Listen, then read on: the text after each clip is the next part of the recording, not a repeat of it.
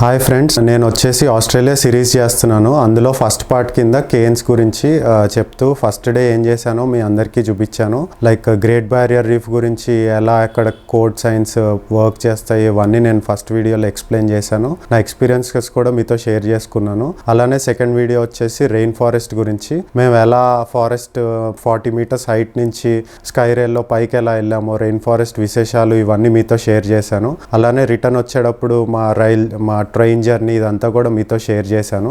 అలానే ఇప్పుడు నా థర్డ్ జర్నీ గురించి మీతో షేర్ చేసుకోబోతున్నాను. థర్డ్ జర్నీ వచ్చేసి డ్రెయింటీ ఫారెస్ట్. అది వచ్చేసి కేన్స్ నుంచి ఒక 2 hours డ్రైవ్.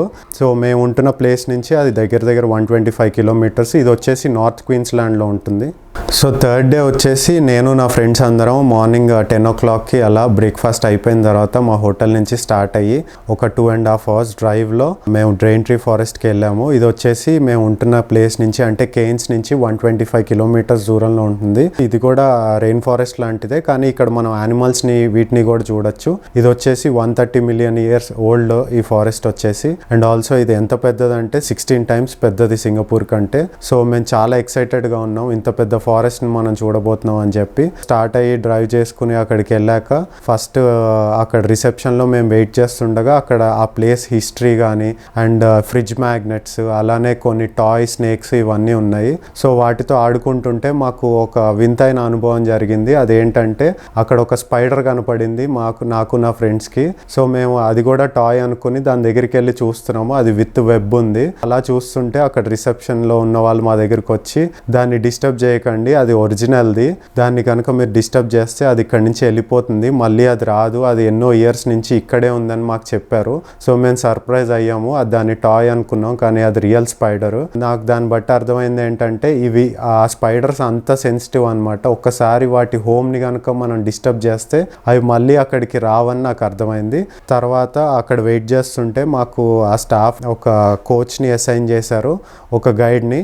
సో ఆ గైడ్ వచ్చేసి మమ్మల్ని క్రూజ్ దగ్గరికి తీసుకెళ్లారు. క్రూజ్ దగ్గరికి వెళ్ళాక ఆ గైడ్ మీ అందరికీ ఒక మ్యాజిక్ చూపిస్తానన్నాడు. నేను ఏం మ్యాజిక్ చూపిస్తారబ్బా అని చెప్పి నేను నా ఫ్రెండ్స్ అందరం అనుకుంటుంటే ఒక చిన్న రోప్ లాంటిది క్రూజ్కి అటాచ్ అయ్యి ఉంది. దాని మీద ఫుడ్ పార్టికల్స్ పెట్టి ఇప్పుడు చూడండి అన్నాడు. సో కొన్ని ఫిషెస్ అక్కడికి వచ్చినాయి. సో ఆ ఫిషెస్ మౌత్లో వాటర్ పెట్టుకుని ఎగ్జాక్ట్గా ఆ ఫుడ్ని వాటర్తో షార్ట్ చేసి ఆ ఫుడ్ కింద పడగానే అవి తింటున్నాయి. సో మేము అందరం సర్ప్రైజ్ అయ్యాము. ఇలాంటిది మళ్ళీ మేము ఎక్కడ చూసుండం అనుకున్నాం. మాకు అది చాలా విచిత్రంగా అనిపించింది. అలా ఫుడ్ వేస్తే పైనుంచి అవి వాటర్తో షార్ట్ చేసి తినడం. సర్ప్రైజ్ ఫీల్ అయ్యి అక్కడ క్రూజ్ ఎక్కి ఇంకా మా జర్నీ స్టార్ట్ చేసాము. సో మా గైడ్ చెప్పింది ఏంటంటే అందరూ అమెజాన్ అంటూ ఉంటారు కదా, అమెజాన్ కంటే కూడా ఈ ఫారెస్ట్ 10 million years దానికంటే కూడా ఇంకా ఓల్డర్ ఫారెస్ట్ ఇది. సో అది చెప్పగానే మేము అందరం కూడా సర్ప్రైజ్ అయ్యాం. మాకు తెలీదు అంత ఓల్డ్ ఫారెస్ట్ అని. తర్వాత గైడ్ వచ్చి మాకు చెప్పిన స్పెషల్ యానిమల్ వచ్చేసి క్రోకడైల్స్. ఈ క్రోకడైల్స్ వచ్చేసి దగ్గర 200 million years నుంచి ఇవి ఇక్కడ సర్వైవ్ అవుతున్నాయి. వీటిని సాల్ట్ వాటర్ క్రోకడైల్స్ అంటారు, ఎందుకంటే ఇవి సాల్ట్ వాటర్లోనూ ఉంటాయి, నార్మల్ వాటర్లోనూ ఉంటాయి. అండ్ వీటి డిఎన్ఏ ఎప్పటి నుంచో వీళ్ళ యాన్సిస్టర్స్ నుంచి కంటిన్యూ అవుతూ వచ్చింది. సో అందుకే ఇవి చాలా స్పెషల్ క్రోకడైల్స్. ఈ క్రోకడైల్స్ వచ్చేసి 1000 kilos ఉంటుంది ఒక్కొక్కటి. అండ్ ఆల్సో వీటి లెంగ్త్ వచ్చేసి 20 feet లెంగ్త్ ఉంటుంది ఇవి ఒక్కొక్కటి. అండ్ ఇవి వచ్చేసి వీటికి స్పెషల్ టైల్ కానీ ఇవన్నీ కానీ స్కిన్ కానీ వీటికి చాలా స్పెషల్, ఎందుకంటే ఇవి కొన్ని మిలియన్స్ ఆఫ్ ఇయర్స్ నుంచి వాళ్ళ యాన్సిస్టర్స్ నుంచి వస్తున్న క్రోకడైల్స్ కాబట్టి ఇవి చాలా స్పెషల్ క్రోకడైల్స్ అని అక్కడ చెప్తున్నారు. ఒక పెద్ద హంట్ కనుక ఈ క్రోకడైల్స్కి దొరికితే ఒక 1 month వరకు అవేం తినక్కర్లేదు, ఎందుకంటే వీటి మెటబాలిజం అనేది చాలా స్లోగా పనిచేస్తుంది. ఇవి వచ్చేసి డైనోసార్స్ ఏజ్ అప్పటి నుంచి ఇవి ఇక్కడ బతుకుతున్నాయని చెప్పి అక్కడ మా గైడ్ చెప్పడం జరిగింది. అండ్ ఆల్సో ఇవి వచ్చేసి 70 to 100 years వరకు ఇవి సర్వైవ్ అవుతాయని కూడా మా గైడ్ చెప్పాడు. కోవిడ్ టైంలో వచ్చేసి ఇది ఒక 1 year క్లోజ్ ఉండడం వల్ల ఈ ఫారెస్ట్ ఈ క్రోకడైల్స్ అన్ని మేము ఇప్పుడు క్రూజ్ ఎక్కిన ప్లేస్కి ఇవన్నీ కూడా అవి బయటకు వచ్చేయడం జరిగిందంట. సో చాలా డెడ్లీ క్రోకడైల్స్ అని మా గైడ్ చెప్పడం జరిగింది. నెక్స్ట్ ఇంకొక స్పెషల్ ట్రీ గురించి చెప్పారు. ఆ ట్రీ పేరు వచ్చేసి బంపీ సాటినాష్. దీని ఆరిజిన్ వచ్చేసి క్వీన్స్లాండ్. ఈ చెట్టు ఇక్కడే పుట్టింది. దీని స్పెషాలిటీ ఏంటంటే ఇది పెరగడానికి రిచ్ సాయిల్ అండ్ మాయిశ్చర్ కావాలి, అప్పుడే ఈ చెట్టు పెరుగుతుంది. ఇంకో స్పెషాలిటీ ఏంటంటే దీని ఫ్రూట్స్ వచ్చేసి ట్రంక్ నుంచి వస్తాయి. సో ఏ యానిమల్ అయినా ఈజీగా దాని ట్రంక్ దగ్గరికి వచ్చి అది తినగలుగుతుంది. సో ఇదే చెట్టు మీద డిపెండ్ అయ్యి ఎక్కువగా ఉండేది ఇంకొకటి సదరన్ క్యాసోవేరీ అని ఇంకొక బర్డ్ ఉంది. ఈ బర్డ్ బర్డ్ వచ్చేసి ఈ ట్రీ మీదే డిపెండ్ అయి ఉంటుంది. ఈ బర్డ్ కూడా చాలా స్పెషల్. దీన్ని వచ్చేసి మోడర్న్ డే డైనోసార్ అంటారు. ఇది వచ్చేసి 70 kgs ఉంటుంది. అండ్ ఆల్సో ఇది చాలా స్పెషల్ అయిన బర్డ్. ఈ రెయిన్ ఫారెస్ట్ లో దీనికి చాలా స్పెషాలిటీ ఉందని కూడా చెప్పారు. సో ఈ బంపీ సాటినాష్ కి క్యాసోవేరీకి రెండిటికి లింక్ ఉంది. సో ఇంకొకటి ఏంటంటే ఈ బంపీ సాటినాష్ కి తలపైన గనక మనం చూస్తే ఒక హెల్మెట్ లాగా ఉంటుంది. అది వచ్చేసి దీని ఏజ్ అండ్ దీని డామినెన్స్ ని డిస్క్రైబ్ చేస్తుందంట. సో ఈ బంపీ సాటినాష్ చూడ్డానికి నిజంగానే డైనోసార్ లా ఉంటుంది. దాని తర్వాత ఇంకొక స్పెషల్ యానిమల్ మాకు చెప్పింది ఏంటంటే క్యాంగరూస్ అంటే నేను చాలా చూశాను, కానీ ఇవి స్పెషల్ క్యాంగరూస్. ఎందుకంటే ఇవి ట్రీస్ పైన ఉంటాయి. నార్మల్ క్యాంగరూస్ కంటే ఇవి కొంచెం డిఫరెంట్ గా ఉంటాయి. ఆల్సో ఇవి బ్యాలెన్స్ చేసుకునేది కూడా ట్రీస్ పైన వీటి టైల్ ద్వారా బ్యాలెన్స్ చేసుకుంటాయి.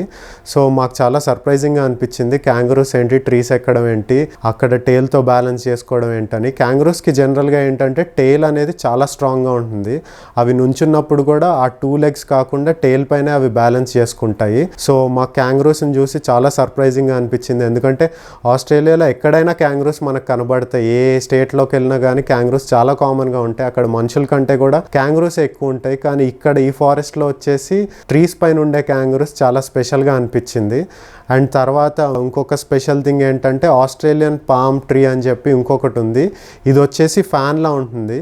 ఇది వచ్చేసి 20 meters వైడ్ ఉంటుంది అండ్ 2 meters లాంగ్ వరకు వాటి లీవ్స్ అనేవి గ్రో అవుతాయి. ఇది అచ్చం చూడడానికి ఫ్యాన్ లానే ఉంది. మేము చూసి సర్ప్రైజ్ అయ్యాము, అసలు ఇలా ఉంది ఏంటి ట్రీ అని చెప్పి. మా క్రూజ్ ట్రిప్ ఫినిష్ చేసుకుని అక్కడ దగ్గరలో రెస్టారెంట్కి వెళ్ళి మా లంచ్ ఫినిష్ చేసుకుని ఇంకో స్పెషల్ ప్లేస్కి వెళ్ళాము.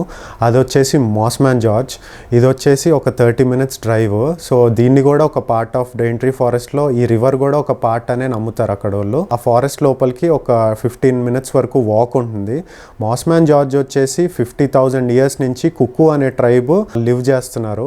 ట్రైబ్ వచ్చేసి కొన్ని ఇయర్స్ నుంచి వాళ్ళు అక్కడే ఉంటున్నారు. ఆ రివర్ కి చాలా స్పిరిచువల్ కనెక్షన్ ఉందని అండ్ చాలా హీలింగ్ ప్రాపర్టీస్ కూడా ఉన్నాయని వాళ్ళు నమ్ముతారు ఆ ట్రైబ్ వాళ్ళు. అది వచ్చేసి ఫారెస్ట్ మధ్యలో నుంచి వాక్ చేసుకుని వెళ్ళొచ్చు. స్పెషల్ గా వాక్ వే కట్టారు లోపలికి వెళ్ళడానికి. అండ్ వాటర్ కూడా ఎంత క్లియర్ గా ఉందంటే క్రిస్టల్ క్లియర్ వాటర్ అని చెప్పుకోవచ్చు. అసలు ఆ ప్లేస్ చూస్తే అదేదో డ్రీమ్ వరల్డ్కి వెళ్ళినట్టు అనిపించింది నాకు, నా ఫ్రెండ్స్ కి. సో ఆ ప్లేస్ లో ఎంతసేపు ఉన్నా కానీ మనకు టైమే తెలియకుండా ఉంది. సో ఆ ట్రైబల్స్ చెప్పినట్టు నిజంగానే అక్కడ ఏదో హీలింగ్ ఫీచర్స్ ఉన్నట్టుగా నాకు, నా ఫ్రెండ్స్కి అనిపించింది.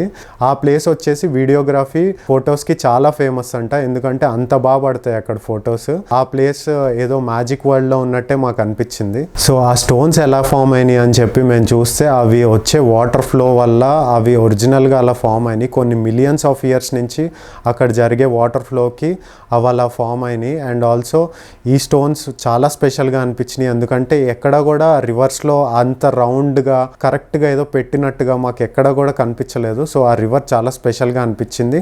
And finally I would say like ఇది నేచర్ లవర్స్కి కానీ యానిమల్ లవర్స్కి కానీ ది బెస్ట్ ప్లేస్ కింద నేను చెప్తాను. ఖచ్చితంగా ఈ ప్లేస్ని మీరు అందరూ విజిట్ చేయాలని నేను అనుకుంటున్నాను.